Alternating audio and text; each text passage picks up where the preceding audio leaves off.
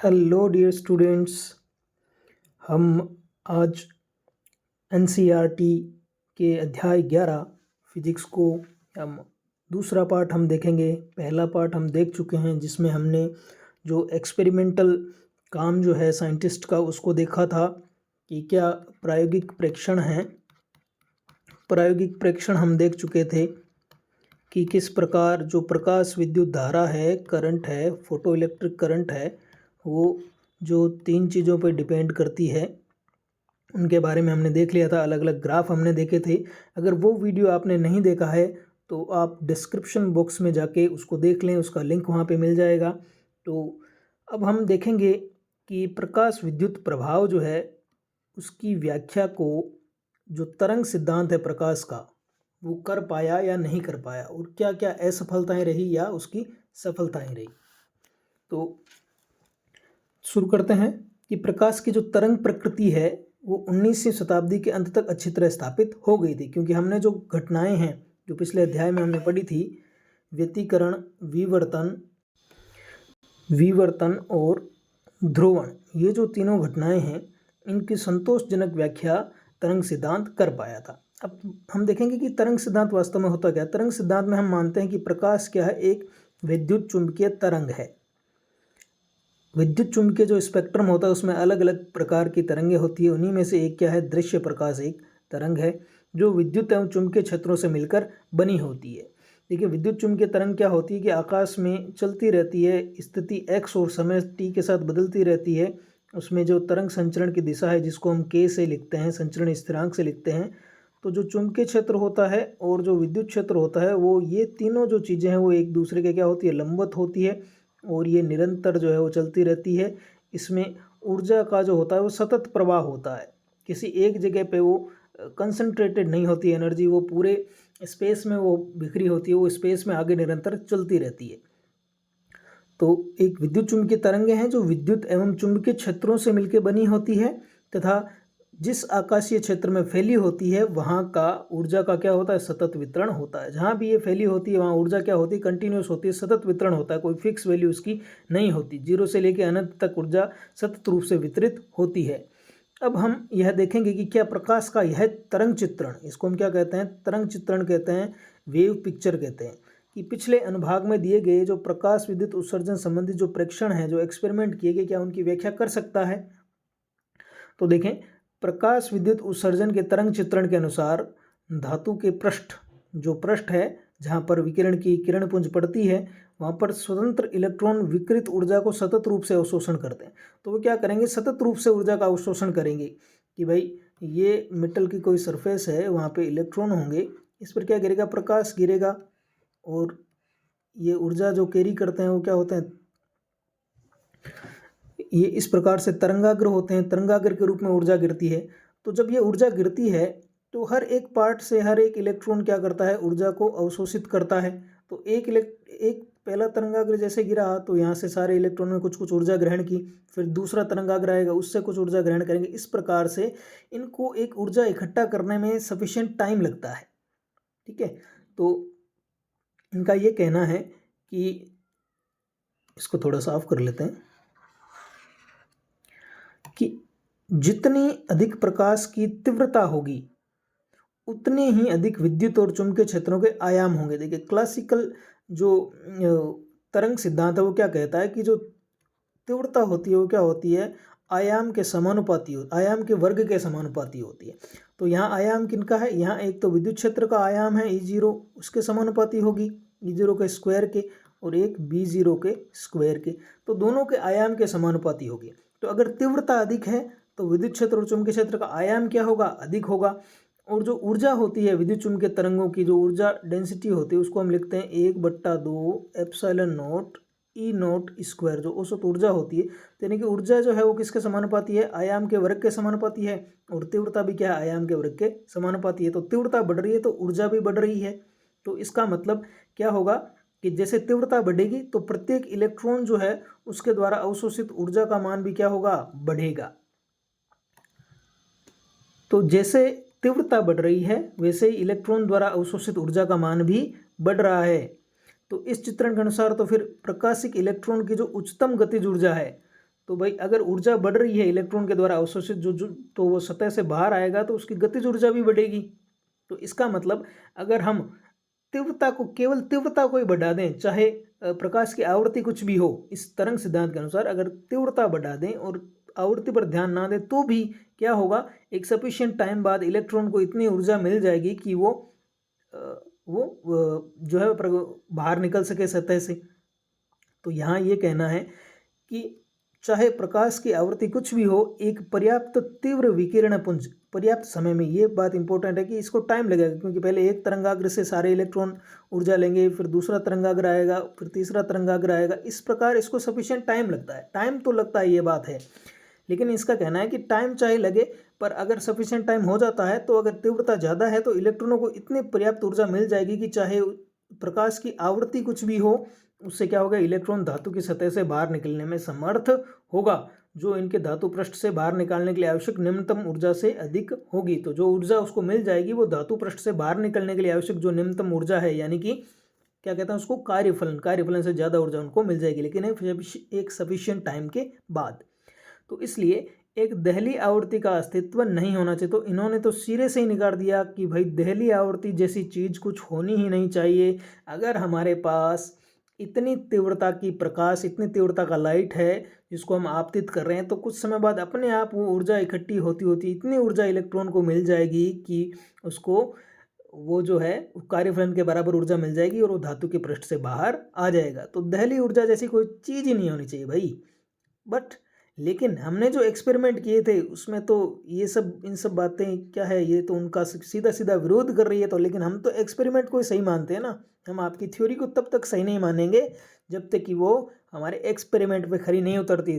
तो भाई साहब तरंग सिद्धांत वालों, आपकी इस थ्योरी से प्रकाश विद्युत प्रभाव की व्याख्या नहीं हो सकती है, क्योंकि जो के उच्च होती है वो एक्सपेरिमेंटली तो हमने किस पे देखा कि आवृत्ति पे डिपेंड करती है, और एक न्यूनतम आवृत्ति होनी चाहिए कि जिससे अधिक ऊर्जा का प्रकाश डालोगे तो ही अपने पास क्या मिलता है, फोटो इलेक्ट्रॉन मिलता है, तभी इलेक्ट्रॉन धातु के सतह से बाहर निकल पाएगा। लेकिन क्लासिकल थ्योरी तो यही कहती है कि आप तीव्रता बढ़ाओ, तीव्रता बढ़ाओगे तो आयाम बढ़ेगा, आयाम बढ़ेगा तो आप जो ऊर्जा दे रहे हो वो भी बढ़ेगी।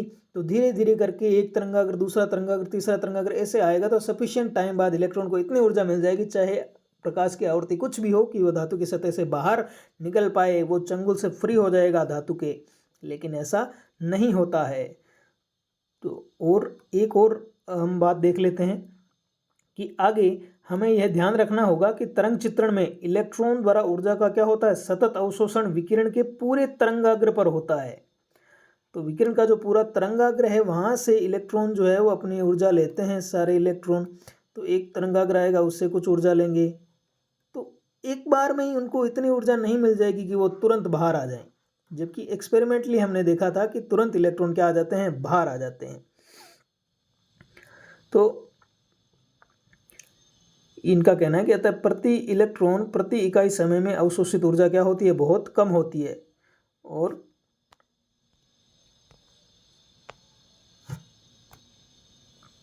स्पष्ट गणना से यह आकलन किया जा सकता है कि एकल इलेक्ट्रॉन के लिए कार्यफलन को पार कर धातु से बाहर निकल आने के लिए पर्याप्त ऊर्जा जुटाने में कई घंटे और भी अधिक समय लग सकता है। कि इनका तो कहना है कि बहुत से घंटे लगेंगे भाई, आप प्रकाश डालते रहो, फिर बैठे रहो 1 घंटा, चाय वाय पियो आराम से, फिर ऐसे इलेक्ट्रॉन मुंह निकालेगा, देखेगा भाई कौन है बाहर, फिर आएगा वो। तो ऐसा तो नहीं होता है ना। एक्सपेरिमेंट क्या बताते हैं कि जैसे ही लाइट गिरी वैसे ही क्या आ जाएंगे, इलेक्ट्रॉन आ जाएंगे। तो यह निष्कर्ष भी प्रेक्षण 4, जिसके अनुसार प्रकाश विद्युत उत्सर्जन तात्क्षणिक होता है, उसमें कोई काल पश्चता नहीं होती है, इसके बिल्कुल विपरीत है। ये तो कह रहा है कि भाई काल पश्चा होती है, घंटे 2 घंटे का समय लगता है, इलेक्ट्रॉन तैयार होने में समय लेता है भाई, कि ऐसे कैसे बाहर चला जाऊँगा ना। तो तरंग चित्रण के द्वारा प्रकाश विद्युत उत्सर्जन के अत्यंत मूल लक्षणों की व्याख्या नहीं हो सकती। इस प्रकार हम देखते हैं कि जो तरंग यांत्रिकी है, जो तरंग सिद्धांत है, वो प्रकाश विद्युत प्रभाव की व्याख्या सही से नहीं कर पाया है। अगला हम देखेंगे तो फिर क्या करें भाई, तो इसकी व्याख्या करने के लिए आ गया है महान साइंटिस्ट 20वीं सदी के, उनको महानतम वैज्ञानिकों में से माना जाता है, नाम है उनका आइंस्टाइन भाई साहब। तो आइंस्टाइन साहब ने क्या कहा, उन्होंने एक समीकरण दे दी, प्रकाश विद्युत समीकरण। कौन से समीकरण दी, प्रकाश विद्युत समीकरण। तो प्रकाश विद्युत प्रभाव है, तो उसकी व्याख्या के लिए नाम भी क्या रख दिया, प्रकाश विद्युत समीकरण रख दिया। और क्या कहा कि विकिरण का ऊर्जा क्वांटम। इन्होंने तो पूरा पासा ही पलट दिया, पूरी पिक्चर ही बदल दी, पूरे जज्बात ही बदल दिए। इन्होंने कहा कि भाई जो विकिरण है वो ऐसे कंटिन्यूस नहीं होता है, वो जब मैटर से इंटरेक्ट करते हैं, जब अन्योन्य क्रिया करते हैं मैटर से या इलेक्ट्रॉन से, तो इस प्रकार से व्यवहार करते हैं जैसे कि वो क्या हो, एच न्यू ऊर्जा के पैकेट हों। यानी कि ये जो तरंग आ रही है वो इस प्रकार से है कि इंटरेक्ट जब करते हैं तब ऐसा लगता है, अब वास्तव में होते हैं या नहीं होते ये इन्होंने नहीं कहा। इन्होंने कहा कि भाई इस प्रकार से लगता है जैसे कि ये ऐसे क्रिया कर रहे हैं, अन्योन्य क्रिया कर रहे हैं, जैसे कि ये एच न्यू ऊर्जा का एक पैकेट हो। ठीक है, तो इसको पढ़ते हैं हम। सन 1905 में, बड़ा ही इम्पोर्टेंट साल है फिजिक्स के लिए 1905। इसमें जो अल्बर्ट आइंस्टाइन है उनको उनका मिरेक्युलस ईयर कहा जाता है, चमत्कारी वर्ष कहा जाता है इसको। उन्होंने प्रकाश विद्युत प्रभाव की व्याख्या के लिए विद्युत चुम्बकीय विकिरण का एक मौलिक रूप से नया चित्रण, एक नई पिक्चर दे दी उन्होंने प्रस्तावित किया। इस चित्रण में प्रकाश विद्युत उत्सर्जन विकिरण से सतत ऊर्जा अवशोषण के द्वारा नहीं होता। इन्होंने कहा कि जो प्रकाश विद्युत उत्सर्जन है ना, वो विकिरण से जो है वो सतत ऊर्जा अवशोषण द्वारा नहीं होता। जो ऊर्जा का अवशोषण होता है वो सतत रूप से नहीं होता। जो इलेक्ट्रॉन है वो ऊर्जा का अवशोषण सतत रूप से नहीं करते, कंटिन्यूस रूप से नहीं करते, बल्कि क्या करते हैं कि जो विकिरण की जो ऊर्जा है वो विविक्त इकाइयों से बनी होती है, यानी कि पैकेट से बनी होती है, छोटे छोटे विविक्त इकाइयाँ, डिस्क्रीट यूनिट से बनी होती है, जो विकिरण की ऊर्जा के क्वांटा कहलाते हैं। तो ये क्या कहलाते हैं, सबसे छोटी इकाई जो है वो ऊर्जा की, ये क्या कहलाते हैं, ऊर्जा के क्वांटा कहलाते हैं। क्वांटा का मतलब होता है पैकेट। तो विकिरण ऊर्जा के प्रत्येक क्वांटम की ऊर्जा एच न्यू होती है। देखें, जब हम क्वांटम कह रहे हैं मतलब हम सिंगल एक इकाई की बात करें, जब हम क्वांटा कह रहे हैं मतलब बहुत सारे इकाई हैं वो।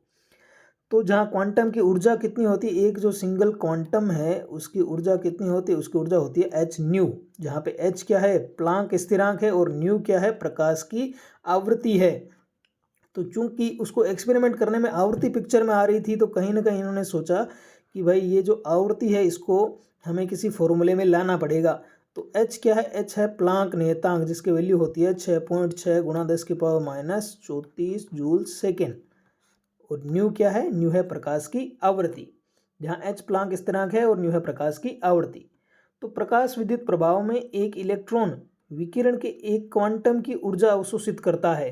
तो इन्होंने कहा कि वो कंटिन्यूस रूप से अवशोषित नहीं करता। भाई पहला जैसे तरंगदैर्ध्य आया तो उसने क्या कर दिया, ग्रहण कर लिया, सभी इलेक्ट्रॉन ने अपने अपने ऊर्जा ले ली कंटिन्यूस रूप से, ऐसा नहीं होता है। इन्होंने बताया कि जो प्रकाश गिरता है तो उसमें जो अलग अलग जो क्वांटा होते हैं, जिनको बाद में फोटोन भी कहा गया, तो एक इलेक्ट्रॉन जो होता है वो एक क्वांटा से ऊर्जा अवशोषित करता है, दूसरा इलेक्ट्रॉन दूसरे क्वांटा से अवशोषित करता है, यानी कि ये 1-to-1 प्रोसेस है।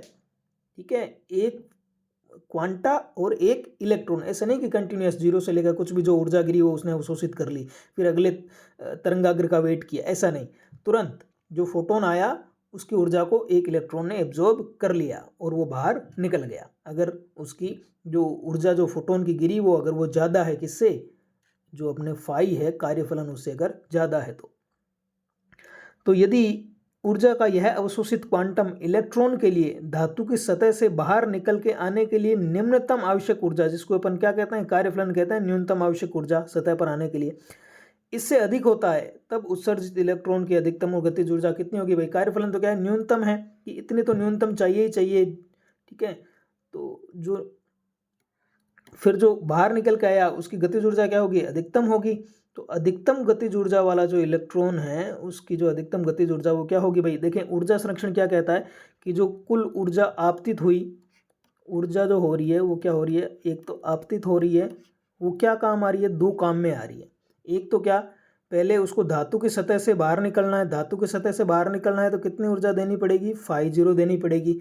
फिर क्या होगा, अगर वो बाहर आ गया फिर भी कुछ गतिज ऊर्जा बची रही तो वो किस में काम आएगी, उसकी गतिज ऊर्जा में काम आएगी, वो ऊर्जा उसकी गतिज ऊर्जा में काम आएगी। तो यहाँ से के मैक्सिमम किसके इक्वल हो गया, के मैक्सिमम इक्वल हो गया आपतित ऊर्जा। आपतित ऊर्जा कितनी है भाई, फोटोन का क्वांटम आपतित ऊर्जा हो गई एच न्यू, और ये के मैक्सिमम दूसरी तरफ चला जाएगा तो एच न्यू माइनस के मैक्सिमम, एच न्यू माइनस, जो हमें के मैक्सिमम निकालना है तो एच न्यू माइनस φ0। ठीक है। तो एच न्यू माइनस फाइव 0। तो यहाँ से ये जो हमारे पास समीकरण आई इसको हम क्या कहते हैं, प्रकाश विद्युत समीकरण कहते हैं। इसके बहुत से अलग अलग रूप भी होंगे जो हम आगे इसमें देखेंगे। तो ये जो एक समीकरण आई इसने सब कुछ इसने एक समीकरण ने डिफाइन कर दिया। कितनी शक्तिशाली ये समीकरण है कि सारे के सारे एक्सपेरिमेंटल फैक्ट्स को इस एक समीकरण ने क्या कर दिया, डिस्क्राइब कर दिया पूरी तरह से। तो इस पर एग्ज़ाम में हमारे पास बहुत ज़्यादा क्वेश्चन आते हैं। तो ये समीकरण आपको एकदम अच्छे से याद होने चाहिए। याद करने का भी कुछ नहीं है भाई। जो इलेक्ट्रॉन होंगे नाभिक के चारों ओर, जो इलेक्ट्रॉन चक्कर लगाएंगे, उनमें से जो एकदम मुक्त इलेक्ट्रॉन होगा उसी के लिए बाहर निकलने के लिए जो ऊर्जा चाहिए वो कार्यफलन के बराबर होती है। तो जैसे ही वो बाहर निकलेगा उसकी ऊर्जा क्या है, अधिकतम होगी। किसकी तुलना में, जो ये अंदर वाले इलेक्ट्रॉन जब बाहर निकलेंगे तो इनको ज़्यादा सतह पर आने के लिए ज़्यादा ऊर्जा चाहिए होगी। तो फिर इनकी जो गतिज ऊर्जा होगी वो इस मुक्त इलेक्ट्रॉन की तुलना में कम होगी। तो हम किसकी बात कर रहे हैं, इस वाले इलेक्ट्रॉन की बात कर रहे हैं केवल, कि जिसके लिए क्या चाहिए, न्यूनतम ऊर्जा चाहिए उसको धातु की सतह से बाहर आने के लिए। तो ये जो समीकरण है वो हम देखेंगे कि सारे के सारे जो एक्सपेरिमेंटल फैक्ट हैं चारों के चारों उनकी व्याख्या कर देती है। अब अधिक दृढ़ता से आबद्ध इलेक्ट्रॉनों के उत्सर्जित होने पर उनकी गतिज ऊर्जा अपने अधिकतम मान से कम होती है। तो देखें अधिक दृढ़ता, ये जो अधिक दृढ़ता से बंधे हुए इलेक्ट्रॉन है ना, उनके उत्सर्जित होने पर जो गतिज ऊर्जा होगी वो इस अधिकतम मान से तो क्या होगी, कमी होगी। वो हम देख चुके हैं।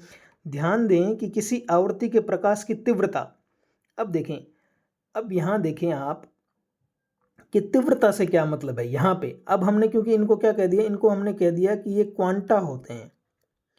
अब क्या होता है, ये क्वांटा होते हैं। और तीव्रता क्या होती है, तीव्रता होती है ऊर्जा बट्टा में क्षेत्रफल और समय। तो यहाँ ऊर्जा से क्या मतलब है कि जितने ज़्यादा फोटोन गिर रहे हैं उतनी ही ऊर्जा क्या है, ज़्यादा है। तो यहाँ तीव्रता किससे संबंधित होगी, इस पिक्चर में तीव्रता संबंध होगी कि जो क्वांटा हैं जिनको हम फोटोन कहते हैं, प्रकाश के जो क्वांटा हैं ऊर्जा के जिनको हम फोटोन कह रहे हैं, उनकी संख्या से ये समानुपाती होगी। तो जितने ज़्यादा फोटोन एकांक समय में एकांक क्षेत्रफल पर गिरेंगे उतनी ही तीव्रता क्या होगी, ज़्यादा होगी। तो यहाँ देखें कि ध्यान दें कि किसी आवर्ती के प्रकाश की तीव्रता प्रति सेकंड आपतित फोटोनों की संख्या द्वारा निर्धारित होती है। अब जितने ज़्यादा फोटोन गिरेंगे उतनी ही उनकी तीव्रता ज़्यादा है। तो तीव्रता बढ़ाने पर प्रति सेकंड उत्सर्जित इलेक्ट्रॉनों की संख्या बढ़ती है। ये हमने एक्सपेरिमेंटल फैक्ट देखा था कि तीव्रता बढ़ाने पर प्रकाश विद्युत धारा बढ़ती है। प्रकाश विद्युत धारा बढ़ती है यानी कि वो क्या हो रहा है, प्रति सेकंड उत्सर्जित इलेक्ट्रॉनों की संख्या भी क्या होती है, बढ़ती है। तो यहाँ से हमने एक तरह से एक रिलेशन देख लिया। देखें तीव्रता बढ़ने का क्या मतलब है कि प्रति सेकंड जो क्वांटा आपतित हो रहे हैं, जो फोटोन आपतित हो रहे हैं, उनकी संख्या ज़्यादा है। और धारा बढ़ने से क्या मतलब है कि प्रति सेकंड जो इलेक्ट्रॉन निकल रहे हैं वो क्या हो रहे हैं, उनकी संख्या भी क्या है, ज़्यादा है। तो यहाँ से एक डायरेक्ट रिलेशन हो गया कि जितने ज़्यादा फोटोन गिरेंगे उतने ही ज़्यादा क्या होंगे, इलेक्ट्रॉन भी निकलेंगे। तो ये एक 1-to-1 प्रोसेस है, यहाँ से हमें पता चल गया। तो तथापि उत्सर्जित इलेक्ट्रॉनों की अधिकतम गतिज ऊर्जा प्रत्येक फोटोन की ऊर्जा द्वारा निर्धारित होती है। देखें जो अधिकतम गतिज ऊर्जा है वो तो किसके द्वारा निर्धारित हो रही है, फोटोन की ऊर्जा द्वारा निर्धारित हो रही है। क्योंकि ऊपर हम देख चुके हैं प्रकाश विद्युत समीकरण में ये जो के मैक्सिमम है वो किस पे डिपेंड कर रही है, इस आवृत्ति पे निर्भर कर रही है, एक फोटोन की आवृत्ति पे निर्भर कर रही है। जबकि ऊर्जा किस पे निर्भर कर रही है, तीव्रता पे निर्भर कर रही है। ठीक है, तो यहाँ से ये फैक्ट भी एकदम क्लियर हो रहा है हमारे पास। फिर तो ये जो समीकरण है इसको आइंस्टाइन का प्रकाश विद्युत समीकरण कहते हैं। अब हम यह देख सकते हैं कि किस प्रकार यह समीकरण अनुभाग में दिए गए प्रकाश विद्युत प्रवाह सभी प्रेक्षणों को एक सरल एवं परिष्कृत ढंग से प्रस्तुत करता है। अब देखें तो समीकरण जो 11.2 है, जो कि क्या है कि के उच्च जो है, के उच्च किसके बराबर है, H nu minus five not के बराबर है।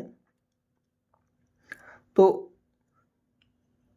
इसके अनुरूप के उच्च जो है आवृत्ति न्यू पर कैसे निर्भर कर रहा है, रेखिकता निर्भर कर रहा है। क्योंकि ये किस प्रकार का समीकरण है, y = mx + c, इस प्रकार सरल रेखा का एक समीकरण है। तो सरल रेखीय रूप से के और न्यू या जहाँ, तो ये सरल रेखीय रूप से निर्भर कर रहा है।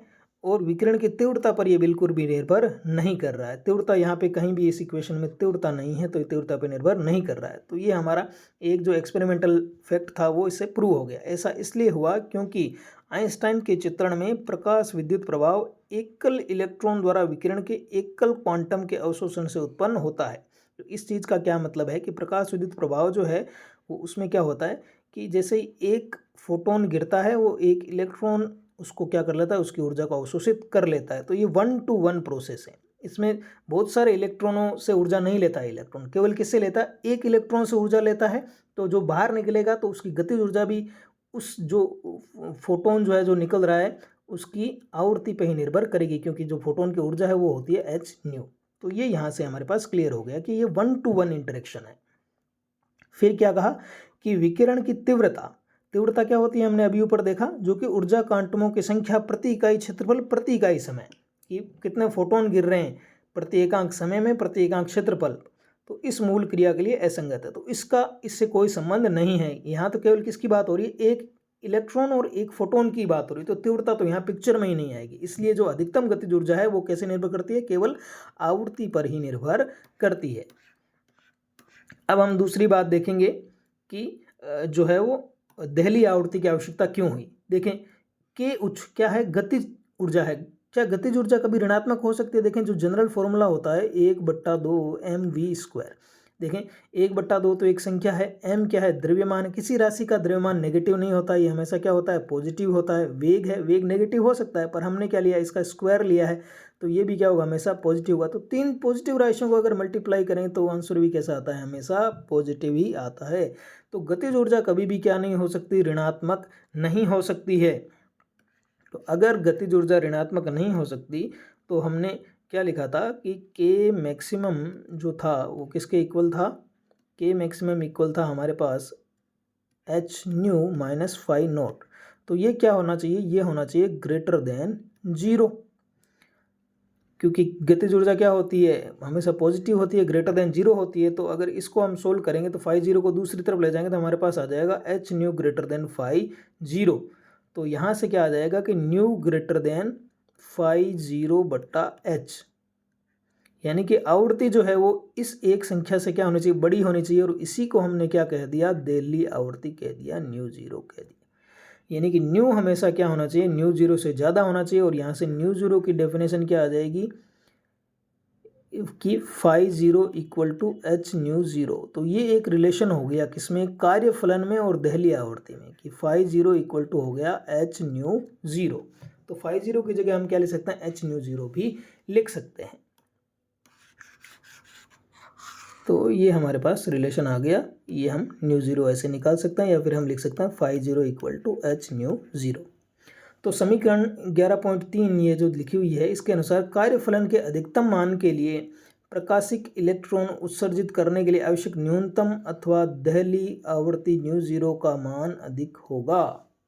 इस प्रकार एक दहली आवृत्ति अस्तित्व में होती है जिससे कम आवृत्ति पर कोई प्रकाश विद्युत उत्सर्जन संभव नहीं है, चाहे विकिरण की तीव्रता कुछ भी क्यों न हो और चाहे वो पृष्ठ पर कितनी भी देर क्यों ना पड़े, चाहे प्रकाश कितनी भी देर तक क्यों न पड़े, कितनी भी ऊर्जा, वो जो क्लासिकल मैकेनिक्स है जो कह रही है कि वो ज़्यादा देर तक पड़ा रहेगा तो ऊर्जा अवशोषित कर लेगा।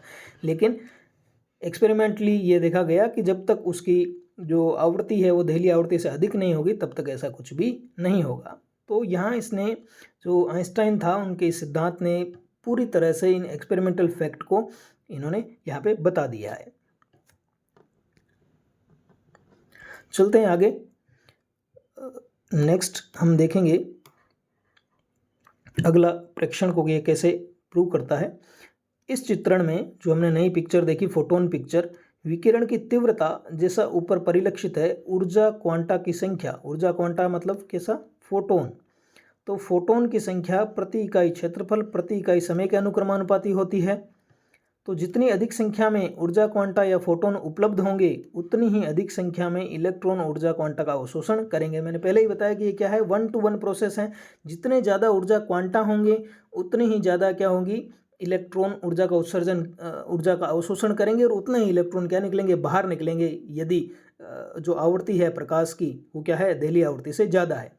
तो यानी कि फोटोनों की संख्या पे डिपेंड कर रही है क्या, प्रकाश विद्युत धारा। और फोटोनों की संख्या बढ़ने को ही हम क्या कहते हैं कि उनकी तीव्रता बढ़ी हुई है। यानी कि तीव्रता बढ़ने से क्या बढ़ रहा है, प्रकाश विद्युत धारा बढ़ रही है, जो कि एक्सपेरिमेंटली हो रहा था। और इसलिए धातु से बाहर आने वाले इलेक्ट्रॉनों की संख्या उतनी ही अधिक होगी। इससे यह स्पष्ट हो जाता है कि क्यों new greater than nu zero के लिए प्रकाश विद्युत धारा तीव्रता के अनुक्रमानुपाती होती है। प्रकाश विद्युत धारा किसके अनुक्रमानुपाती होती है? तीव्रता के अनुक्रमानुपाती होती है।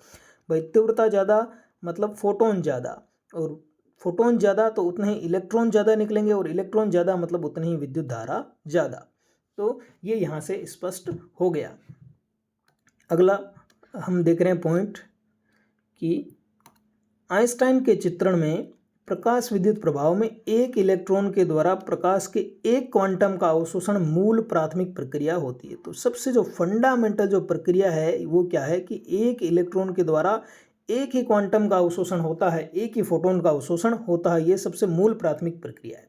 और यह प्रक्रिया कैसी होती है? तात्क्षणिक होती है, तुरंत होती है। जैसे ही फोटोन गिरा वैसे इलेक्ट्रॉन ने ले लिया है उसको। इस प्रकार तीव्रता अर्थात विकिरण क्वांटा की संख्या चाहे जितनी भी हो, यानी कि उनकी तीव्रता मतलब विकिरण क्वांटा की संख्या ही होगी ना, कि कितने फोटोन गिर रहे हैं प्रति सेकंड प्रति एकांक क्षेत्रफल पर। तो चाहे तीव्रता चाहे कितनी ज़्यादा हो, प्रकाश विद्युत उत्सर्जन तात्क्षणिक ही होगा। तो उसमें वो समय नहीं लगेगा ऊर्जा को इकट्ठी होने में, क्योंकि यहाँ तुरंत एक फोटोन एक इलेक्ट्रॉन से क्रिया करेगा। तो अगर आपके पास कम तीव्रता है, यानी कि फोटोनों की संख्या कम भी है, तो भी क्या होगा? एक फोटोन एक इलेक्ट्रॉन से क्रिया करेगा और उसको निकालेगा। ज़्यादा जरूरत ही नहीं है।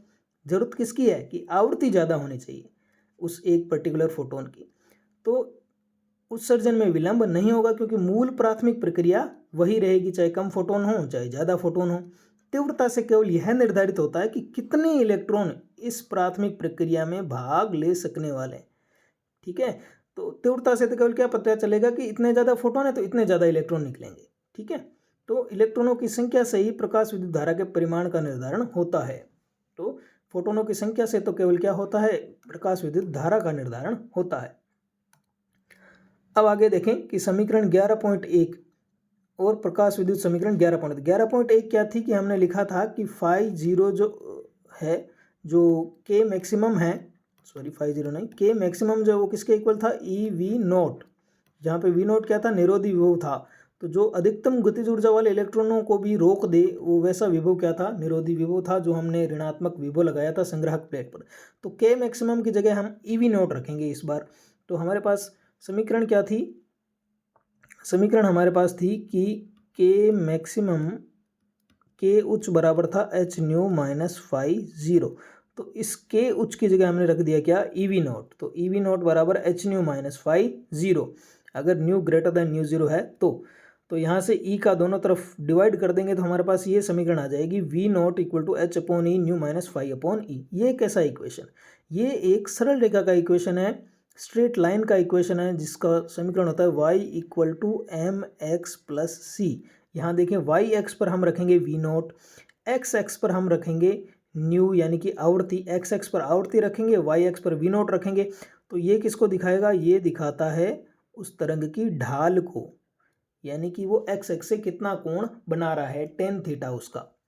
और c ये क्या दिखाता है? y एक्स पर कितना अंतःखंड काट रहा है।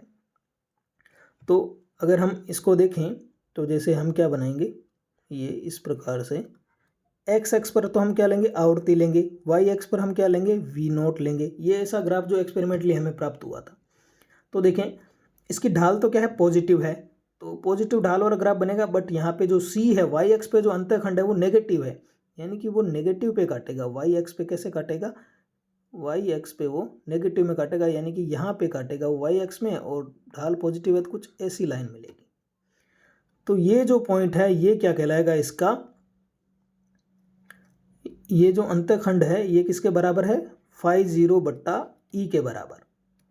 ठीक है, तो ये कार्यफलन द्वारा निर्धारित होता है ये अंतःखंड। तो आपसे ये पूछ सकते हैं ना कि ऐसा एक ग्राफ दे देंगे, किसी एक के लिए ये वाला ज़्यादा होगा तो कार्यफलन भी ज़्यादा होगा। दूसरा इसका ढाल जो स्लोप है, यहाँ पे tan थीटा बन रहा है, tan थीटा जो स्लोप है वो किसके इक्वल आ रहा है? h बट्टा E के बराबर आ रहा है।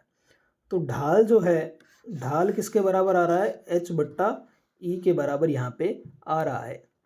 तो अगर हम ग्राफ का ढाल देखें, ढाल किसके बराबर आ रहा है? h बट्टा E के बराबर आ रहा है। तो अगर हमें h ज्ञात करना है, प्लांक नियतांक, तो हम एक्सपेरिमेंटली जो हमारे पास ग्राफ मिला उसका ढाल निकालेंगे और उसको गुणा कर देंगे ई से, तो हमारे पास किसकी वैल्यू आ जाएगी, एच की वैल्यू आ जाएगी। और वास्तव में एच की वैल्यू जब एक्सपेरिमेंटली निकाली गई वो आई 6.62 इंटू 10⁻⁻34, जो कि काफ़ी क्या थी, करीब थी एग्जैक्ट वैल्यू के।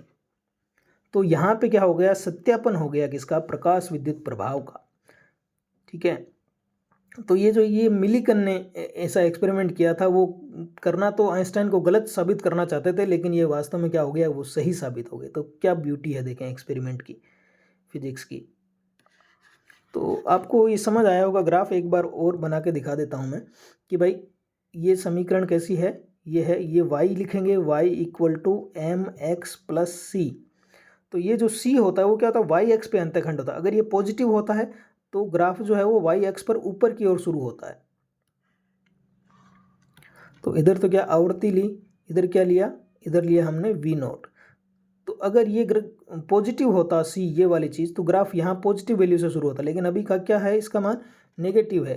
तो ये क्या होगा, यहाँ किसी नेगेटिव पॉइंट से शुरू होगा और ढाल पॉजिटिव है, तो ये इस प्रकार से ये ग्राफ आएगा। ठीक है, तो ये किसके इक्वल होगा, फाई नॉट बट्टा ई के इक्वल होगा। और इसका जो स्लोप है, जो टेन थीटा है, ढाल है इस ग्राफ का, वो किसके बराबर होगा, ये एम इसकी ढाल को प्रदर्शित करता है, तो एच बट्टा ई क्या होगा, इसका ढाल होगा। तो यहाँ हम एच का मान यहाँ पे ज्ञात कर सकते हैं। चलें एक बार इसको बुक से पढ़ लेते हैं और अच्छा हमारे पास क्लियर हो जाएगा। तो ये इक्वेशन इंपॉर्टेंट है भाई। तो आइंस्टाइन के प्रकाश विद्युत समीकरण से हमारे पास ये जो सरल रेखा वाला जो पीछे जो आई थी, दो अलग अलग मेटल के लिए इस प्रकार का हमने ग्राफ खींचा था, तो वो इससे सिद्ध हो रहा है, क्योंकि फाई जीरो का मान अलग अलग मेटल के लिए क्या होगा, अलग अलग होगा। ठीक है, तो अगर ये वाला जो मेटल है उसके लिए फाई जीरो का मान कम होगा, ये वाला जो मेटल है उसके लिए फाई जीरो का मान ज़्यादा होगा, क्योंकि ये यहाँ कम काटेगा और ये यहाँ पे ज़्यादा काटेगा। तो ऐसा क्वेश्चन भी आपके पास आ सकता है कि ऐसे दो आपको ग्राफ दे दें, पूछ ले के लिए किसके लिए कार्यफलन ज़्यादा है।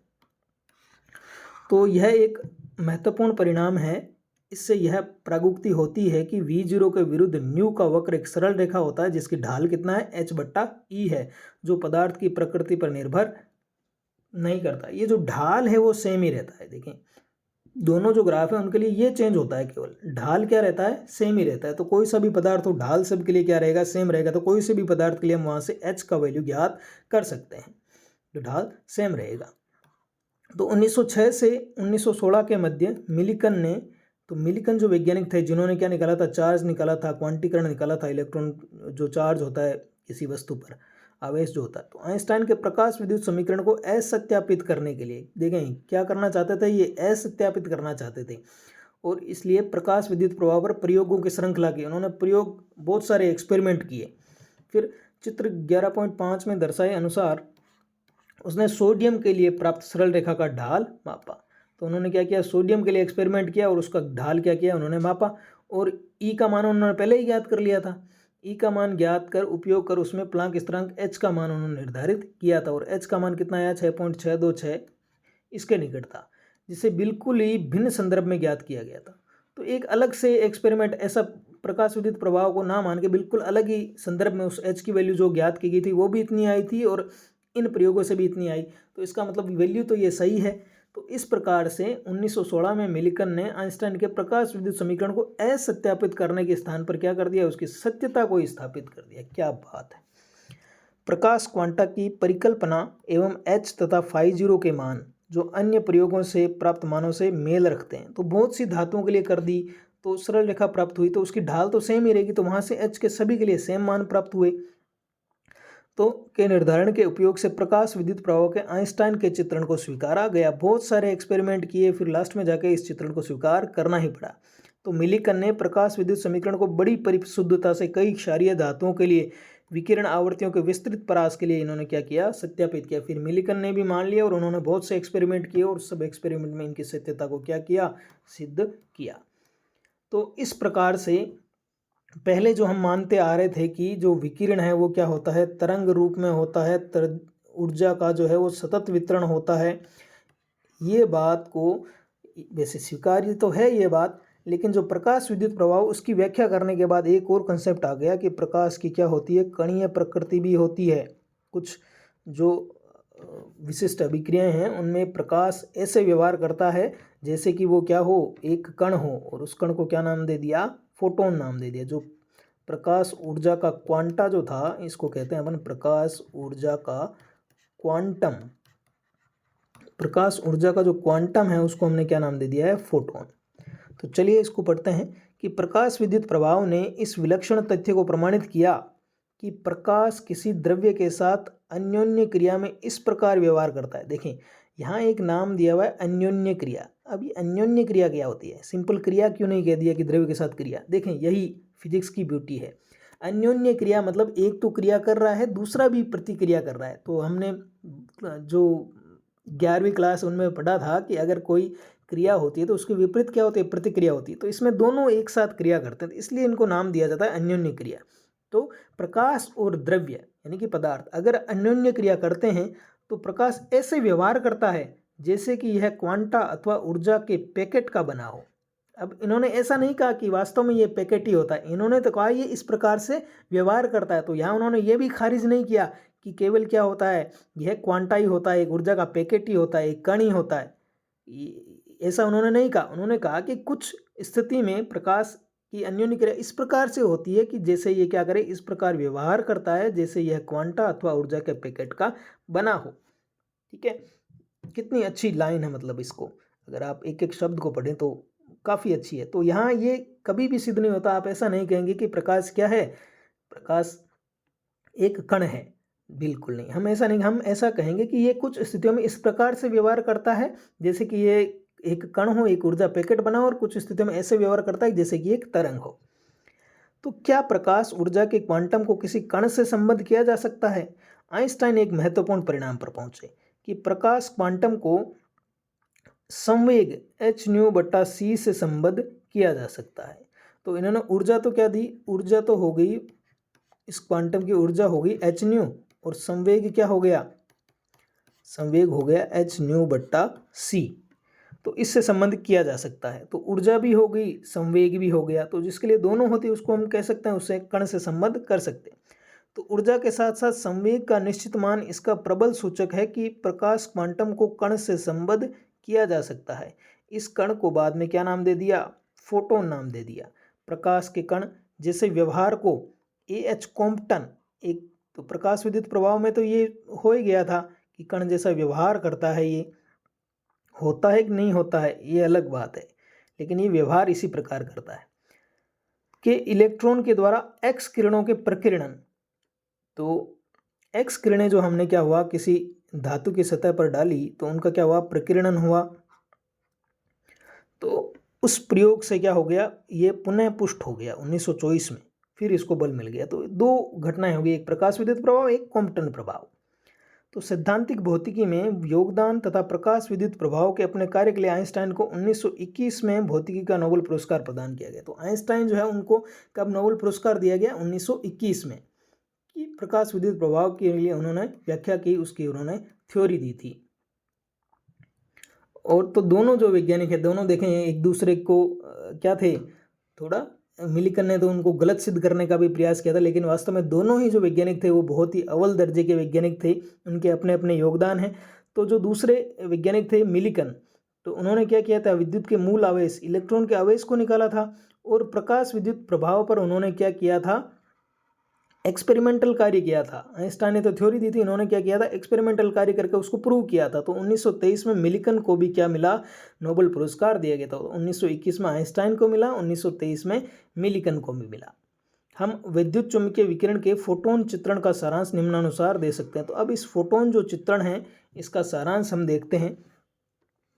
तो देखें क्या लैंग्वेज क्या लिखी हुई, कितनी अच्छी लैंग्वेज लिखी हुई कि विकिरण के द्रव्य के साथ अन्योन्य क्रिया में। ठीक है, यहाँ हम सब कुछ किसके आधार पर बता रहे हैं, उन दोनों की कैसी क्रिया हो रही है, क्रिया में वो किस प्रकार व्यवहार कर रहे हैं, कि विकिरण के द्रव्य के साथ अन्योन्य क्रिया में विकिरण इस प्रकार व्यवहार करता है मानो यह ऐसे कणों से बना हो जिन्हें फोटोन कहते हैं। ये लाइन जो है ना, इसकी लैंग्वेज देखें आप, कितनी इंपॉर्टेंट है और कितनी मतलब लाजवाब यहाँ पे भाषा लिखी हुई है कि विकिरण इस प्रकार व्यवहार करता है मानो यह ऐसे कणों से बना हो जिन्हें फोटोन कहते हैं। हम यहाँ प्रबलता से ये नहीं कह रहे हैं हाँ भाई फोटोन ही होता है, तो हम कह रहे हैं कि जब क्रिया करता है तो ऐसे वो व्यवहार करता है।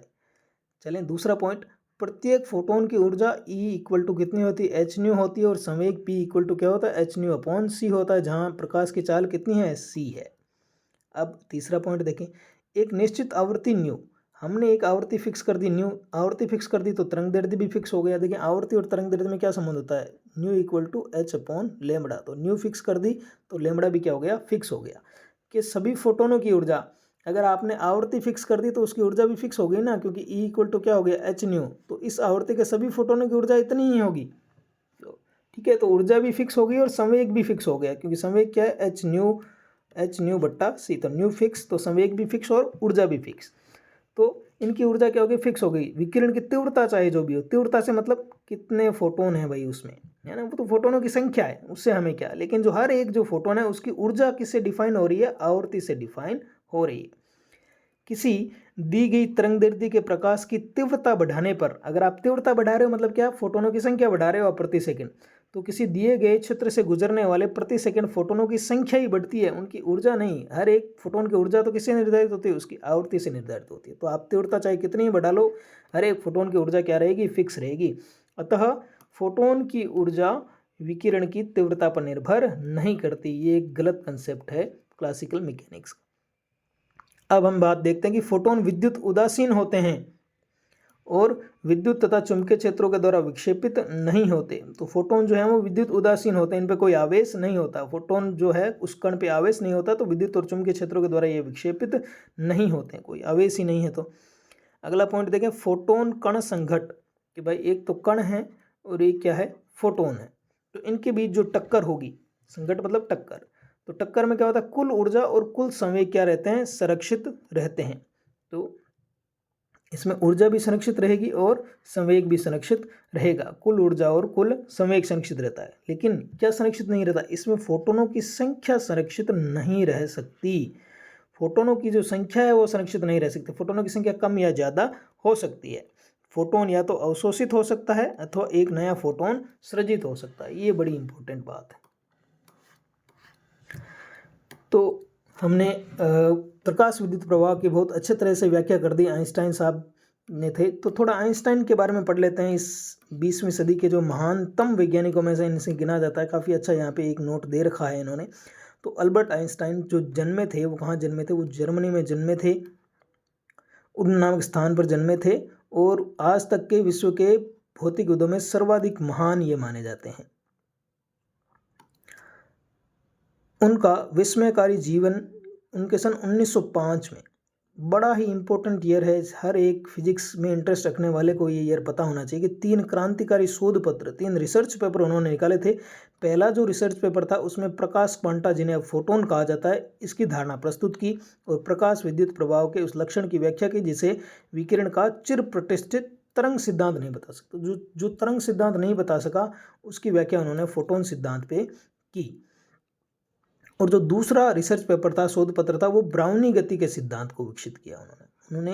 जो ब्राउनी गति होती है, आपने देखा होगा पानी में जो कोलाइडी सॉल्यूशन होता है उनके कण आपस में गति करते रहते हैं, तो उस ब्राउनी गति के लिए उन्होंने दूसरा शोध पत्र, उसकी थ्योरी दी उन्होंने। और कुछ वर्षों बाद इसकी प्रयोगात्मक पुष्टि हुई जिसने द्रव्य के आणविक चित्रण का विश्वसोत्पादक साक्ष्य उपलब्ध करवाया। तो उन्होंने बताया कि वास्तव में एक आणविक चित्रण ही होता है, अणुओं से मिलकर ही बना होता है द्रव्य। उनके तृतीय शोध पत्र ने अपेक्षिकता के विशिष्ट सिद्धांत को जन्म दिया। अपेक्षिकता के विशिष्ट सिद्धांत, इसको हम कहते हैं स्पेशल रिलेटिविटी के। जब आप बड़ी कक्षाओं में पढ़ेंगे तो स्पेशल रिलेटिविटी आप पढ़ेंगे। और 1916 में उन्होंने क्या कर दिया, अपेक्षिकता के व्यापक सिद्धांत यानी कि जनरल रिलेटिविटी को भी प्रकाशित किया। तो एक तो स्पेशल रिलेटिविटी, एक जनरल रिलेटिविटी। आइंस्टाइन के कुछ अन्य महत्वपूर्ण योगदान है कि उद्दीप्त उत्सर्जन की धारणा जो प्लांक कृष्णिका विकिरण नियम के एक वैकल्पिक व्युत्पन्न में प्रस्तुत की गई है। तो कृष्णिका विकिरण का जो डेरिवेशन किया गया था उसमें एक उद्दीप्त उत्सर्जन, स्टिमुलेटेड इमिशन जिसको कहते हैं, उसकी धारणा के आधार पर आइंस्टाइन ने ये एक डेरिवेशन भी दिया था। विश्व का स्थितिक प्रतिरूप, स्टैटिक मॉडल उन्होंने दिया था वर्ल्ड का, जिसमें आधुनिक ब्रह्मांड की जो कॉस्मोलॉजी है उसका आरंभ किया और किसी गैस के स्थूल बोसोन की क्वांटम सांख्यिकी और क्वांटम यांत्रिकी की स्थापना का आलोचनात्मक विश्लेषण उन्होंने किया। तो जो बोसोन है, बोसोन में देखें एक नाम आ रहा है बोस, सत्येंद्र नाथ बोस, उन्होंने बोस सांख्यिकी दी थी और उसी सांख्यिकी का उपयोग करके आइंस्टाइन ने जो है क्वांटम सांख्यिकी और क्वांटम यांत्रिकी की संस्थापना की। सैद्धांतिक भौतिकी में उनके योगदान और प्रकाश विद्युत प्रभाव के लिए 1921 में उन्हें क्या दिया गया, नोबेल पुरस्कार दिया गया। तो अब हम जो उदाहरण दिए हुए हैं इस चैप्टर में उसको देख लेते हैं बच्चों। काफ़ी अच्छा उदाहरण है, इससे आपके कंसेप्ट एकदम क्लियर हो जाएंगे। देखिए 6 × 10⁻14 हर्ट्ज, ये क्या दी हुई है, हर्ट्ज किसका मात्रक होता है, आवृत्ति का मात्रक होता है। तो ये हमें एक आवृत्ति दी गई है 6 × 10⁻14। 10⁻14 मतलब दृश्य प्रकाश के लगभग ही होती है, 3 से लेके 7 × 10⁻14 हर्ट्ज वाली। एक वर्णी प्रकाश किसी लेजर के द्वारा उत्पन्न किया जाता है। तो कोई लेजर है उसके द्वारा एक वर्णी प्रकाश है, एक वर्णी प्रकाश का मतलब फिक्स आवृत्ति है। उत्सर्जन क्षमता इतने वाट है, तो वाट किसका मात्रक होता है, पावर का मात्रक होता है ना। क्या है ये, पावर का मात्रक है। पावर मतलब ऊर्जा बट्टा समय, ऊर्जा बट्टा समय, यही होता है। तो प्रकाश किरण पुंज में किसी फोटोन की ऊर्जा कितनी है और स्रोत के द्वारा औसत तौर पर प्रति सेकंड कितने फोटोन उत्सर्जित हो रहे हैं।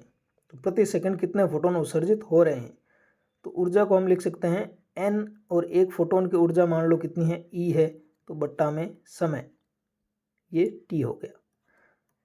ठीक है, तो हमें ये पावर दी हुई है भाई, है ना।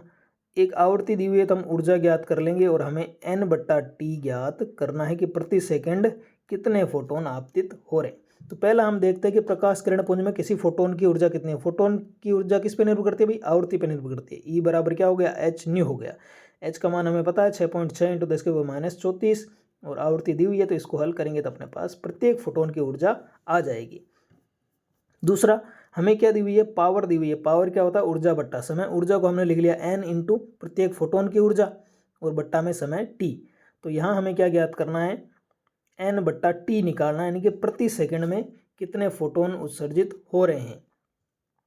तो यहाँ मैं P लिख रहा हूँ, पावर n/T। तो ये मेरे पास n/T ये मुझे ज्ञात करना है और इंटू में है E। ठीक है, तो E यहाँ से हमें n/T ही तो निकालना है प्रति सेकंड। n/T किसके बराबर आ गया, P/E के बराबर। तो ये आप इसको n/T भी लिख सकते हैं, या अगर n को आप पहले से ही कह दें कि प्रति सेकंड उत्सर्जित फोटोनों की संख्या है, तो T कितना हो जाएगा, 1 हो जाएगा, और ये n के इक्वल ही हो जाएगी। तो यहाँ से हमारे पास आ जाएगा P/E। तो P कितना है हमारे पास, 2 × 10⁻³ है, और E हमने अभी निकाला 3.98 × 10⁻19। तो इसको जब हम हल करते हैं तो इतने हमारे पास आ जाता है कि 5 × 10⁻15 फोटोन प्रति सेकेंड। तो ये हमारा क्वेश्चन हो गया। चलते हैं नेक्स्ट क्वेश्चन की ओर। देखें कि सीजियम का जो कार्यफलन है φ0 हमें दे रखा है, φ0 हमें दे रखा है 2.14 इलेक्ट्रॉन वोल्ट। तो परिकलित कीजिए सीजियम की दहली आवृत्ति। देखें दहली आवृत्ति, तो पहले हमें क्या करना पड़ेगा, इस इलेक्ट्रॉन वोल्ट को किस में चेंज करना पड़ेगा, जूल में चेंज करना पड़ेगा। इलेक्ट्रॉन वोल्ट और जूल में क्या संबंध होता है, एक इलेक्ट्रॉन वोल्ट में कितने जूल होते हैं, 1.6 इंटू, तो इसको मल्टीप्लाई करेंगे 1.6 इंटू 10⁻19 जूल। तो ये हमारे पास φ0 आ जाएगा जूल में। ठीक है, क्योंकि हमें दहली आवृत्ति ज्ञात करनी है और आवृत्ति का क्या ऐसा ही मात्रक होता है क्या, हर्ट्ज। तो पहले हमें दोनों को किस में लिखना पड़ेगा, ऐसा ही मात्रक में लिखना पड़ेगा। हम ये जानते हैं φ0 इक्वल टू किसका इक्वल, h ν0। तो यहाँ से ν0 इक्वल टू क्या हो गया, φ0/h। तो यही हमने फॉर्मूला लगाया है। φ0 2.14 इलेक्ट्रॉन वोल्ट है, इसको जूल में करेंगे तो 1.6 इंटू इससे गुणा करेंगे, नीचे h का मान रख देंगे, तो हमारे पास क्या आ जाएगी, दहली आवृत्ति आ जाएगी। अब आप ये आवृत्ति देखें। ठीक है, तो अगला प्रश्न क्या है कि आपतित प्रकाश का तरंग दैर्ध्य यदि प्रकाशिक धारा को 0.60 वोल्ट का एक निरोधी विभव लगाकर शून्य किया जाए तो हमें क्या निकालना है, आपतित प्रकाश का तरंग दैर्ध्य निकालना है दूसरे में, यानी कि लेमड़ा निकालना है। इस बार लेमड़ा निकालना है यदि प्रकाशिक धारा को इतने वोल्ट का, तो यहाँ निरोधी विभव दिया हुआ है। क्या दिया हुआ है, निरोधी विभव। तो इसको अपन सोल्व करेंगे, तो ये जो प्रकाश विद्युत समीकरण हम लिखेंगे यहाँ पे। कि EV not equal to h nu minus five zero. न्यू को क्या लिख सकते हैं, C बट्टा लेमड़ा लिख सकते हैं माइनस फाइव जीरो। तो यहाँ हमें निकालना क्या है, हमें तो क्या निकालना है, लेमड़ा निकालना है। तो पक्षांतरण करेंगे तो ये सब चीज़ें हमारे पास आ जाएगी। H का मान रख दो, C का मान रख दो, बट्टा में ये इलेक्ट्रॉन वोल्ट में आएंगे दोनों। E से मल्टीप्लाई होगा V नॉट जो कि है कितना, तो ये इलेक्ट्रॉन वोल्ट में आ जाएगा और ये पहले से इलेक्ट्रॉन वोल्ट में है 50। तो फिर इनको किस में चेंज कर लेंगे, इनको फिर जूल में चेंज कर लेंगे। तो जूल में चेंज करेंगे, पहले जोड़ देंगे इन दोनों को, तो फिर इनको किससे गुणा कर देंगे, 1.6 इंटू 10⁻19। तो हमारे पास ये आंसर आ जाएगा नैनोमीटर में। नैनोमीटर का मतलब 10⁻⁻9 मीटर। तो जब ऐसे क्वेश्चन आते हैं तो हमें ये ध्यान में रखना है कि हमें इलेक्ट्रॉन वोल्ट को किस में चेंज करना है, जूल में चेंज करना है। ठीक है बच्चों, अब हम चलते हैं इसके चैप्टर के लास्ट सेगमेंट में। हमने तरंग की जो है वो द्वैत प्रकृति देख ली, प्रकाश की द्वैत प्रकृति देख ली कि प्रकाश इस प्रकार से अन्योन्य क्रिया करता है कि कुछ प्रक्रिया में वो तरंग की तरह व्यवहार करता है और कुछ प्रक्रियाओं में वो कण की तरह व्यवहार करता है। तो उसकी कैसी प्रकृति होती है, द्वैत प्रकृति होती है, दोहरी प्रकृति होती है। अब हम बात करेंगे द्रव्य की तरंग प्रकृति कि द्रव्य हमने देखा है, हम उसको क्या मानते हैं, एक कणीय प्रकृति मानते हैं। लेकिन अगर नेचर में सिमेट्री होती है, सममितता होती है, तो द्रव्य से संबंधित भी क्या होनी चाहिए, एक तरंग होनी चाहिए जब वो द्रव्य क्या करे, गति करे। तो इसको पढ़ लेते हैं थोड़ा कि प्रकाश व्यापक तौर पर विद्युत चुंबकीय विकिरण की द्वैत प्रकृति, तरंग और कण वर्तमान तथा पूर्व अध्याय में किए गए अध्ययन द्वारा स्पष्ट रूप से प्रकट होती है। यानी कि प्रकाश की तो हमने देख ली भाई द्वैत प्रकृति होती है। प्रकाश की तरंग प्रकृति व्यतिकरण, विवर्तन, ध्रुवण इन परिघटनाओं में दृष्टि गोचर होती है। और दूसरी ओर कौन कौन से, प्रकाश विद्युत प्रभाव और कॉम्पटन प्रभाव, जिनमें ऊर्जा और संवेग का अंतरण होता है, स्थानांतरण जो होता है ऊर्जा और संवेग का। विकिरण इस प्रकार व्यवहार करता है कि मानो यह कणों के गुच्छ अथवा फोटोनों से बना हो। कण अथवा तरंग चित्रण में से कौन सा किस प्रयोग को समझने में सर्वाधिक उपयुक्त है, यह प्रयोग की प्रकृति पर निर्भर है।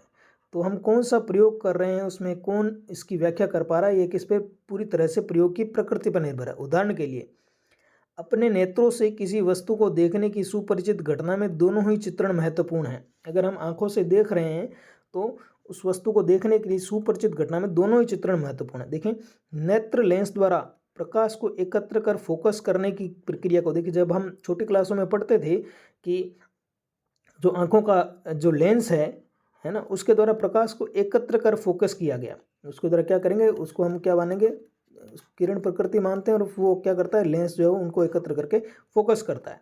उसको हम तरंग चित्रण से भलीभांति विवेचित कर सकते हैं।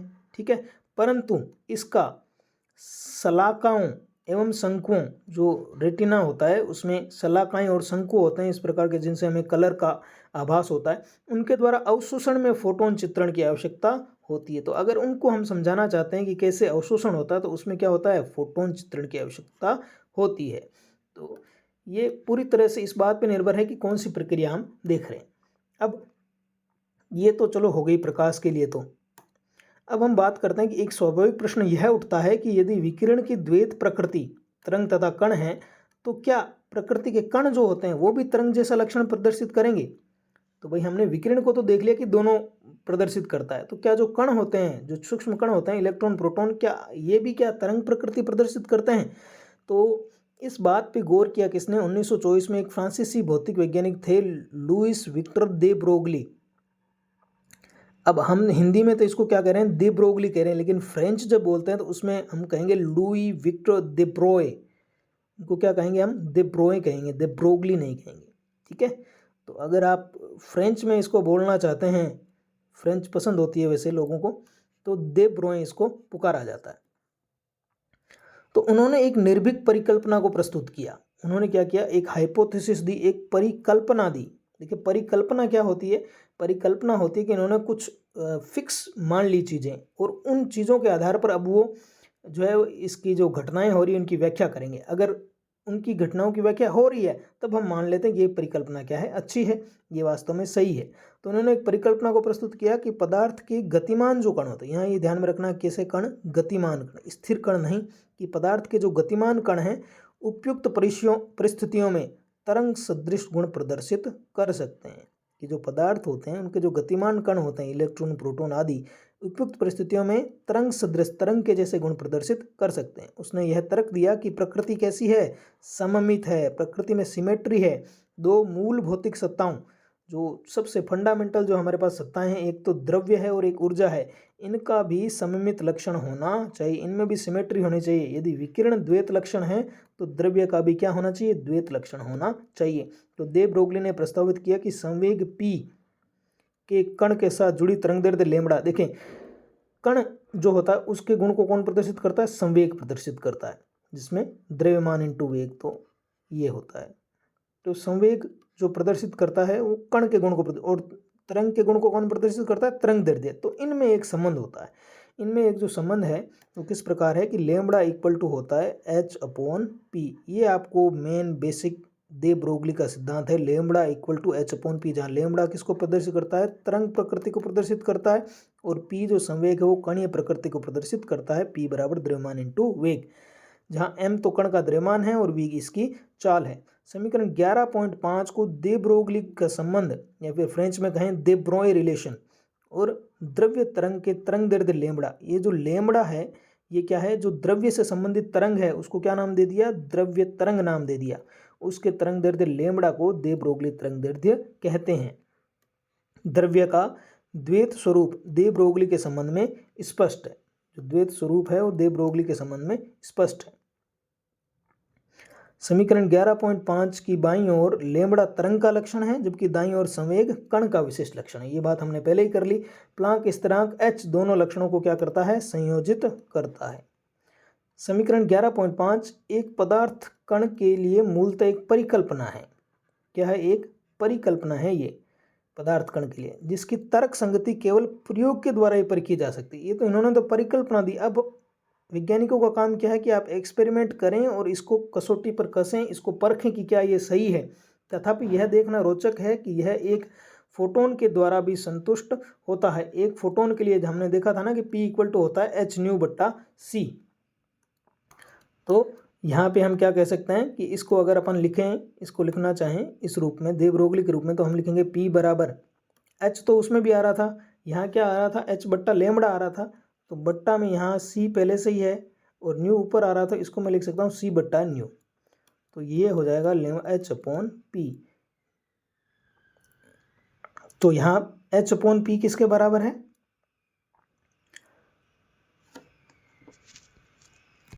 अच्छा यहाँ पे देखें P इक्वल टू क्या दिया हुआ है हमें, h/c दिया हुआ है। तो अगर हम इसको लिखेंगे h/p निकालना चाहें यहाँ से, तो h नीचे क्या है, h/c है, तो c ऊपर चला जाएगा, h से h कट जाएगा, तो h/p किसके बराबर आ रहा है, c/न्यू के बराबर आ रहा है। यही तो क्या होता है, लैम्ब्डा होता है। तो यानी कि फोटोन के लिए भी ये क्या हो रहा है, सिद्ध हो रहा है। अर्थात एक फोटोन का दे ब्रोगली तरंगदैर्ध्य जो समीकरण 11.5 द्वारा दिया गया है उस वैद्युत चुंबकीय विकिरण के तरंगदैर्ध्य के समान है, तथा फोटोन विकिरण की ऊर्जा तथा संवेग का एक क्वांटम है। ठीक है, तो ऊर्जा और संवेग का क्या है, फोटोन एक क्वांटम है। तो ये एक कण है, किसके लिए, कौन सी तरंग के लिए, विद्युत चुंबकीय विकिरण का जो कण है संबंधित, वो क्या है, फोटोन है। तो आगे देखते हैं। स्पष्टतः 11.5 के द्वारा लैम्ब्डा एक ज़्यादा भारी कण बड़ा M अथवा अधिक ऊर्जस्वी कण बड़े V के लिए छोटा होगा। तो देखें लैम्ब्डा क्या हो रहा है, लैम्ब्डा इज इक्वल टू हो रहा है h/mv। तो लैम्ब्डा कब छोटा होगा, जब या तो M बहुत बड़ा हो या V बहुत ज़्यादा हो। तो बहुत ही ज़्यादा तेज गति से कोई कण चले या फिर उसका द्रव्यमान क्या हो, बहुत ज़्यादा हो, तो क्या होगा, लैम्ब्डा क्या होगा, बहुत कम होगा। तो दैनिक जीवन में वो हमें महसूस नहीं होगा। तो उदाहरण के लिए अगर आप इतने किलोग्राम द्रव्यमान की गेंद जो है वो 20 मीटर प्रति सेकंड की चाल से चल रही है, तो इसके लिए दे ब्रोगली तरंगदैर्ध्य का सटीकता से परिकलन किया जा सकता है। तो इसके लिए हम लिखें, पहले P निकालेंगे, P इक्वल टू mv। तो ये हमने निकाल लिया P, और लैम्ब्डा हमने निकाल लिया। जब हम वैल्यू को रखेंगे तो कितना आ रहा है, 10⁻³ मीटर। ये तो बहुत ही कम है। ठीक है, प्रकाश का भी कितना होता है, 10⁻10 मीटर होता है, एंगस्ट्रम में होता है तरंगदैर्ध्य जो दृश्य प्रकाश होता है। तो ये तो बहुत ही कम है। तो यह तरंगदैर्ध्य इतनी छोटी है कि यह किसी मापन की सीमा से बाहर है, इसको माप ही नहीं सकते। यही कारण है कि स्थूल वस्तु में जिनका द्रव्यमान किलोग्राम में होता है, हमारे दैनिक जीवन में तरंग सदृश गुण नहीं दर्शाती हैं। तो वही वस्तुएं दर्शाएगी जो बहुत छोटी होती है, जैसे कि इलेक्ट्रॉन हो गया, उसका द्रव्यमान 10⁻³ ऐसा 31 होता है, ठीक है। तो ये वस्तुएं क्या कर सकती है, जिनका द्रव्यमान कम है वो दिखा सकती है तरंग का गुण। दूसरी ओर अपरमाणविक डोमेन, जो सब एटॉमिक डोमेन है, सब एटॉमिक डोमेन का मतलब एक तो एटम होता है, एटम में भी अंदर जाएं तो क्या मिलते हैं, इलेक्ट्रॉन मिलते हैं, प्रोटॉन मिलते हैं, न्यूट्रॉन मिलते हैं, तो इनको कहते हैं सब एटॉमिक डोमेन, अपरमाणविक डोमेन। तो इनका द्रव्यमान बहुत कम होता है, तो इनमें कणों का तरंग लक्षण महत्वपूर्ण है तथा मापने योग्य है। तो दैनिक जीवन में हम नहीं देख सकते कि कोई ऐसे कोई पत्थर पड़ा है तो उसमें तरंग भी जा रही है, अगर पत्थर फेंक रहे हो तो ऐसे साथ साथ में तरंग भी जा रही है, नहीं, ऐसा नहीं होगा, क्योंकि उनका द्रव्यमान बहुत ज़्यादा है। जो तरंग दैर्ध्य निकल के आएगी वो मापी नहीं जा सकती, आंखों द्वारा तो बिल्कुल मापी नहीं जा सकती, ठीक है। और ऐसा कोई उपकरण बना ही नहीं जो इतनी कम तरंग दैर्ध्य को माप सके, तो आंखों की तो क्या औकात है। लेकिन जो हमारे सब एटॉमिक डोमेन होता है, अपरमाणुक डोमेन, जिनमें जो कण होते हैं उनका द्रव्यमान बहुत कम होता है, उनके लिए तरंग महत्वपूर्ण है। और यहीं से क्या होती है, क्वांटम यांत्रिकी की शुरुआत होती है, क्वांटम मैकेनिक्स हम पढ़ते हैं। अब इसका एक न्यूमेरिकल हम देख लेते हैं, उसके बाद ये हमारा चैप्टर खत्म है। कि उदाहरण 11.3 हम देख रहे हैं कि एक इलेक्ट्रॉन जो ये वेग दे दिया, भाई इलेक्ट्रॉन है, इस बार सब एटॉमिक पार्टिकल है, ये इलेक्ट्रॉन अपरमाणविक कण है, इसका द्रव्यमान बहुत कम होता है, इतनी चाल से गति कर रहा है। 100 दूसरा क्या है, 150 ग्राम द्रव्यमान की एक गेंद है जो इस चाल से गति कर रही है। तो इन दोनों से जुड़ी दे ब्रोगली तरंग दैर्ध्य निकालने, तो सीधी सी बात है, इसका द्रव्यमान तो बहुत ज़्यादा है तो इसके लिए तरंग दैर्ध्य बहुत कम निकलेगी, इसका द्रव्यमान बहुत कम होता है तो इसके लिए जो तरंग दैर्ध्य निकलेगी उसको हम माप सकते हैं, तो नैनोमीटर या एंगस्ट्रम में निकलेगी। तो पहले इलेक्ट्रॉन के लिए देख लेते हैं, द्रव्यमान कितना होता है, 9.1 × 10⁻31 किलोग्राम होता है। वेग हमें दे रखा है, तो संवेग हम ज्ञात कर लेंगे यहाँ से, तो संवेग हमारे पास इतना आ गया। अब हम दे ब्रोगली तरंग दैर्ध्य का फॉर्मूला रख देंगे, h की वैल्यू रख देंगे और जो हमने p निकाला है उसकी वैल्यू रख देंगे, तो हमारे पास ये नैनोमीटर में आएगा, यानी कि 10⁻9 मीटर में आ रहा है, जो कि मेजरेबल है ना, माप सकते हैं इसको। दूसरा, गेंद के लिए भी हम क्या निकालेंगे, m हो गया, v हो गया, p निकाल लिया, लैम्बडा निकालेंगे h/p, तो कितना 10⁻34, जो कि हम मेजर नहीं कर सकते। तो इलेक्ट्रॉन के लिए जो दे ब्रोगली तरंग दैर्ध्य आई वो एक्स किरण की तरंग दैर्ध्य के समान आई, किसके बराबर, एक्स किरण की। परंतु गेंद के लिए यह प्रोटॉन के आकार के लगभग 10⁻9 गुना, यानी कि प्रोटॉन के आकार से भी 10⁻9 इतनी कम है, तो प्रायोगिक मापन की सीमा के बिल्कुल बाहर है। मापेंगे किससे, इससे छोटा तो कोई कण ही नहीं है जिसे हम डिटेक्ट कर पाएँ। तो ये हमने चैप्टर हमारा ख़त्म हो गया। एक अगले वीडियो में हम सारांश और जो महत्वपूर्ण पॉइंट है उनको देखेंगे। तो इस वीडियो में इतना ही। उम्मीद है आपको ये वीडियो पसंद आया होगा। अगर कुछ आपको इसमें क्वेरी रहती है तो आप ज़रूर पूछें, कमेंट बॉक्स में आप कमेंट करें। अगर आपको ये वीडियो अच्छा लगा हो तो इस चैनल को सब्सक्राइब करें, अपने दोस्तों के साथ शेयर करें, वीडियो को लाइक करें। Thank you.